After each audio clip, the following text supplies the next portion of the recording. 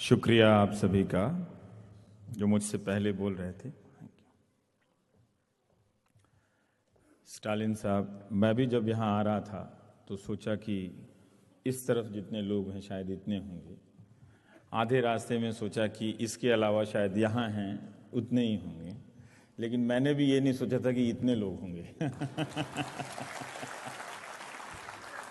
तो जब दरवाजे से झांका देखा इतने लोग हैं, वो भी रविवार की दोपहर, तो मैं थोड़ा घबरा गया। एक ऐसे समय में जब मैं अखबार बहुत कम पढ़ता हूँ और टीवी नहीं देखता हूँ, न्यूज़ पोर्टल के लिए इतने लोग आए हैं, तो मैं अपने आप से पूछने लगा कि मैं कहीं नेगेटिव तो नहीं हो गया हूँ लाइफ में। ऐसा ही बात है कि मैं टीवी नहीं देखता हूँ। अब इतना भी कोई 100% ना सोचे, पर हाँ चलिए ठीक है, अपवाद के रूप में 1-2% देखता हूँ। लेकिन आम प्राय अगर लगा दी जाए, प्राय से अगर कोई असुविधा ना हो तो प्राय मैं टीवी अब नहीं देखता। और जब भी मैं घर से आता जाता हूँ, अपने कमरे से निकलता हूँ, तो वो टीवी जो दिन भर कभी न्यूज़ चैनल चलता रहता था, अब नहीं चलता है। तो मैं सोचता रहता हूँ कि एक स्पेस है जो मेरे घर में, ये हमेशा बंद है, कहीं ख़राब तो नहीं हो गया है, या मेरे घर में लोग नहीं है जो इसे देख नहीं रहे हैं। आप लोग देखते होंगे, आपको अच्छा लगता होगा, देखना चाहिए, अगर अच्छी चीज़ है तो देखनी चाहिए उसमें। हम एक ऐसे समय से गुज़र रहे हैं, और ये पहले बता दूं कि पत्रकारिता का कभी कोई स्वर्ण काल था नहीं, और वो हमेशा किसी सोने की तलाश में, जो भी उसके पास काल है वो खा गए सब, कि हम सोना हासिल करेंगे लिख के, वो तो हुआ नहीं। तो इसलिए मैं बधाई देना चाहता हूँ अपने साथी अशोक को कि उसने कुछ करने के लिए सोचा है और इतना बड़ा सोचा है, और आप लोग ने उसका हौसला बढ़ाया है अशोक का, कि पहले ही दिन इतनी बड़ी संख्या में आए हैं, और इसके अपने सांगठनिक कुशलता का भी उसकी तारीफ करनी चाहिए। कुछ बात होगी कि इतने लोगों को सहेज सकता है ये। मैं तो आज तक घर में एक छोटी पार्टी नहीं दे सका, सोचा मैं किसको बुलाऊंगा और कौन आएगा इस शहर में। खुद पे भरोसा नहीं है, लेकिन जो लोग इस एज में करते हैं, हम सबको इस खूबी का अलग से हौसला बढ़ाना चाहिए कि अलग अलग उम्र के, अलग अलग पृष्ठभूमि के लोगों को सहेज लेना, जमा कर लेना छोटी बात नहीं होती है। ज़रूर इसमें अशोक और उनकी टीम के जो लोगों ने काफ़ी महीने लगाए होंगे, बहुत शौक से लगाए होंगे, तो उसका आदर करना चाहिए। मैंने इसलिए कहा कि मैं टीवी नहीं देखता, पर मैं टीवी बहुत देखता था, बीमार की तरह। और एक दौर आया, जो नहीं देखने के कारण हैं वो ईमानदारी से मैं स्वीकार करता हूं कि मैं भी वही करता हूं। एक दौर आया कि जब धीरे धीरे टेलीविज़न से रिपोर्टिंग समाप्त की जाने लगी, और हो गई अपने अपने कारणों से, और उसके नतीजे में ये हो रहा था कि सारी जो हकीकत है सोसाइटी की, वो अब 4 लोगों तक है, और वो 4 लोग जो भेजे जाते हैं वो कुछ बातों की राजनीतिक समझ रखते होंगे, लेकिन रिपोर्टिंग से जो देश भर से जो चीज़ें जमा की जाती हैं, इसमें अलग अलग मुद्दों पर आप लगातार जानते रहते हैं, वो अब बंद हो गया है। हाँ या ना में सवाल दे दीजिए तो ग्रे एरिया का स्कोप खत्म हो गया है। अगर आप हाँ या ना में सवाल नहीं देते, तो ये जनमत बनाने के नाम पर जो जनमत की मौत हुई है, उसकी हत्या हुई है, तो उसी के शोक में मैं टीवी नहीं देखता हूँ। हालांकि जो दुनिया में बनाना चाहता था वो भले मैं नहीं बना पाया, लेकिन मैं चाहता हूँ कि जो भी जितना प्रयास कर रहा है और जिस दिन तक वो अगर बना ले, तो उसका हौसला ज़रूर बढ़ाना चाहिए। हम सबको इस बात को ध्यान से देखना चाहिए। मैं आपसे भी पूछना चाहता हूँ कि आप टीवी क्यों देखते हैं, आप अखबार क्यों पढ़ते हैं? मतलब क्या जानकर कल से क्या बेहतर हो गए? चीज़ें तो वहीं पहुंच रही हैं कि आप अगर आज ये दंगा है तो 84 का भी दंगे की बात करो, तो सब हर घटना की पृष्ठभूमि 20 साल पहले की तो है। तो इसमें इस बंटवारे में इज इक्वल टू में, इससे हमारी हमारे और आपके भीतर का नज़रिया क्या नया हो रहा है? तो हमारी जो भीतर की बेचैनियां हैं वो इसे मार दी जा रही हैं और मर गई हैं। हम सब बेचैन लोग अब नहीं हैं। आप सब भी एक ठहरे और एक तरह से ठहर चुके लोग हैं, लेकिन उन बेचैनियों को कुरेदने की जो लिखने की बात है, जो बोलने की बात है, वो अब लगभग समाप्त हो गई है। और वो इसलिए भी कि आप कोई भी टेलीविज़न खोलिए वही आदमी है। मैं समझता हूँ, मैं हैरान हूँ उस एंकर की क्षमता पे भी, और उन 4 प्रवक्ताओं के भी कि इतने जल्दी से ये भारत के सभी विषयों पर कैसे बोल लेते हैं। और कैसे अंतिम सवाल पूछ लेते हैं। तो ये मैं बदल नहीं सकता, क्योंकि गमे रोजगार की एक नियति है, वो आपके पास भी, वो मेरे पास भी, मैं कर रहा हूं। लेकिन मैं आपको बता दे रहा हूं कि मैं बहुत श्रद्धा की नजर से नहीं देखता कि आप टीवी देखते हैं। मैं यही पूछता हूं कि ये कौन लोग हैं जो टीवी देख रहे हैं और क्यों देख रहे हैं। मेरा तो एक कारण है कि मेरा तो रोजगार है, आपका क्या कारण है मुझे ये समझ में नहीं आया, और इस बात से मैं पागल हुए जा रहा हूं।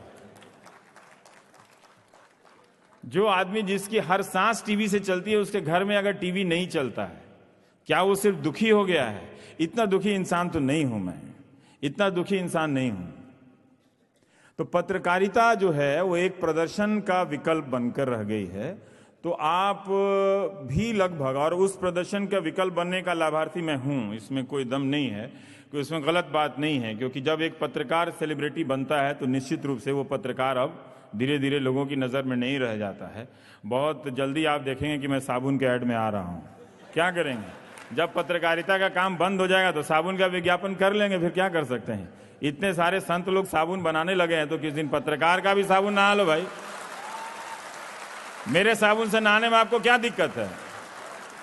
मैं च्यवनप्राश बनाऊंगा, मेरा च्यवनप्राश खाना आपको कोई प्रॉब्लम है क्या? इतने लोगों का च्यवनप्राश आपने खा लिया, मेरा भी खाइए। अगर मेरे लिखने से अगर कुछ नहीं हुआ तो मेरे च्यवनप्राश से आपकी सेहत अच्छी हो जाए, कम से कम मरते दम तक ये तो सुकून रहेगा। कुछ लोगों को तो अच्छा कर गया मैं, किसी को तो मैं अच्छा करके जाऊं दुनिया में। तो वो दुनिया जो हम बनाना चाहते थे वो जरूर कुछ बेहतर हुई होगी। हम सब चाहते हैं, आप अपने तरीके की दुनिया चाहते हैं, हम अपने तरीके की दुनिया चाहते हैं कि कुछ बेहतर हो जाए आने वाले कल से। लेकिन एक मोड़ पे पहुंच के देखते हैं कि अरे यार, ये तो कुछ हुआ ही नहीं, बल्कि कुछ बदला नहीं। चीजें आ गई हैं, गैजेट्स आ गए हैं, साधन आ गए हैं, माध्यम आ गए हैं, और वो जो तल्ख सवाल है उनके पूछने की प्रक्रिया समाप्त हो गई है। मैं चाहता हूं कि अब पत्रकारों को ऑफिशियली रिकॉग्नाइज कर देना चाहिए कि ये इस पार्टी के पत्रकार हैं, ताकि वो दुविधा खत्म हो जाए। और वो ठीक है, मतलब कई लोग मुझसे कहते हैं, तो मैंने कहा आप चिंता मत करो, मैं इस समाज की हकीकत को ना जड़ से जानता हूं। जिस दिन दलाली करनी होगी बोल के कर लूंगा। मैं गंगा में डूबने नहीं जाऊंगा, मैं बोल के करूंगा कि मैं फॉर्च्यूनर लाया हूं इतना बड़ा, करता हूं उसकी दलाली। मैं किसी शर्म से नहीं, जब इतने सारे लोग जब शर्म से नहीं डूब के मरे, तो शर्म के डूब के मरने की जिम्मेदारी या शर्म को उसकी इज्जत बचाने की जिम्मेदारी मेरी थोड़ी है कि मैं शर्म की नाक बचाने के लिए खुद डूब के मर जाऊं। नहीं तो इस शर्म का लिहाज कोई कल को नहीं करेगा कोई। तो इसकी चिंता नहीं कीजिए। वो मैं तनाव दबाव से अब धीरे धीरे अपने आप को उबारने लगा हूं, पर है नहीं कुछ। आप देख लीजिए, जो स्पीड न्यूज है वो क्या है? वो हर सेकंड एक खबर की हत्या है। हर सेकंड उस हत्या, एक खबर की हत्या का समाचार है, वो आप देख रहे, मैं नहीं देखता। मुझे तो मालूम नहीं अब टीवी में क्या होता है। आप जानते होंगे क्या होता है, मैंने सुना है लोग इस तरह की बातें करते, मैं तो देखता नहीं टीवी। मेरे दिन के किसी भी फालतू कार्यक्रम में अब टीवी देखने का अच्छा काम नहीं है मेरा। अब मैं उसके अलावा मैं कुछ और फालतू काम करता हूं। हर वक्त एक सवाल है, एक एंकर है जो कभी किसी पार्टी को लेकर बागी हो जाता है, कभी किसी आदमी को लेकर बागी हो जाता है, कभी किसी सवाल को लेकर बागी हो जाता है। और हम लगातार भूलते चले जा रहे हैं, खबरों से दूर हैं, उस हकीकत से दूर हैं। क्या ये नेशनल दस्तक उस रिपोर्टिंग को वापस ले आएगा? क्या एक डॉक्टर को बनने में, पढ़ने में उसको 10 साल लगता है MBBS। मेरा अपना मानना है कि एक रिपोर्टर को रिपोर्टर बनने में 10 साल लग जाते हैं। जब वो बहुत लोगों से मिल लेता है, बहुत इलाकों से घूम आता है, तब जाकर उसको पता चलती है ये बात की रिपोर्टिंग कैसे की जाती है। अब कोई चैनल उस अपने रिपोर्टर से नहीं जाना जाता। मैं जिस माध्यम से आता हूं मैं उसकी बात कर रहा हूं। देखने के माध्यम में गया तो वहां सारे लोग बोल रहे हैं, तो मैं क्या देखूं? मैं तो देखने के माध्यम में हूं ना। तो देखने के माध्यम में अगर सारे लोग बोल रहे हैं तो फिर रेडियो चला लीजिए। फिर टीवी क्यों है? 20-25 प्रकार के लोग हैं,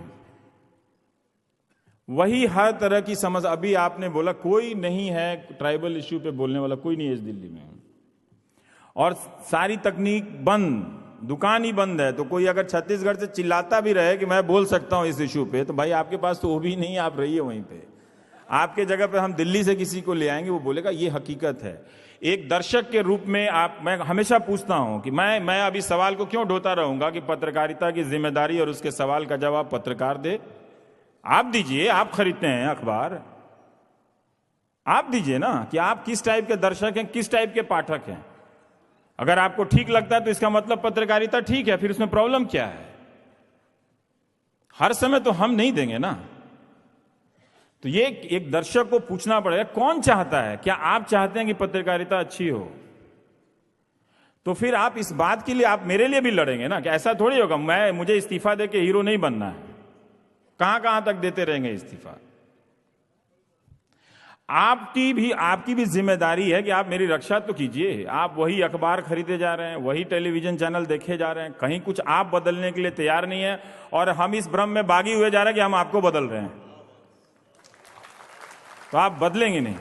एक सवाल आपने पूछा स्टालिन साहब कि क्या कोई फर्क पड़ना चाहिए। मुझे लगता है कि अगर बातों से, घटनाओं से अगर फर्क नहीं पड़ता है तो आपको कम से कम पत्रकार तो नहीं होना चाहिए था। मैं दादरी गया था, और सही है कि हर घटना पे उतना आप विचलित नहीं होते हैं, हर बात पे उस तरह से विचलित नहीं होते हैं। लेकिन जब मैं वहाँ से लौट के आ रहा था तो उस रास्ते से लौटते हुए बादलपुर चला गया मैं। वहाँ जो अंबेडकर की मूर्तियाँ बनी हुई हैं, लगी हुई हैं, तो किसी के घर से खड़ा होकर देखने लगा मैं। लेकिन फिर भी उस घटना की और उस दादरी गांव में जो मिल के जो बातों का असर हुआ, मैं गाड़ी में बैठते बैठते बहुत सीरियस बीमार पड़ गया। इतना बीमार पड़ा कि मैं ऑफिस नहीं गया। मुझे आमतौर पे मुझे पेट दर्द और उल्टी क्या चीज़ होती मुझे नहीं मालूम, इन सब का मुझे अनुभव नहीं है बिना च्यवनप्राश खाए। लेकिन मैं उल्टी हुई और घर जाकर मैं सोफे पे लेट गया। मुझे लगा कि सबसे बीमार आदमी मैं ही हूँ। मैं ऑफिस नहीं गया। उसके बाद से मेरे कई दोस्त मुझे फ़ोन करके डांटने लगे कि तुमने कोई ठेका ले रखा है। मैंने कोई ठेका नहीं ले रखा। वहाँ 50 लोग मेरे अलावा और भी गए थे, और वो लोग भी रिपोर्टिंग कर रहे थे। मैं भी अपने आज के दिन के लिए रिपोर्टिंग करने के लिए गया था कि मुझे वो बहस नहीं करनी थी। लेकिन अगर आप अपने समाज के भीतर की असहिष्णुता को देखकर विचलित नहीं होते हैं, उससे प्रभावित नहीं होते हैं, इसका मतलब आप में कुछ गड़बड़ी है। आप कम से कम योगा तो ज़रूर कर लीजिए आप, और अगर कुछ नहीं कर सकते हैं तो आप में कुछ तो कमियां हैं।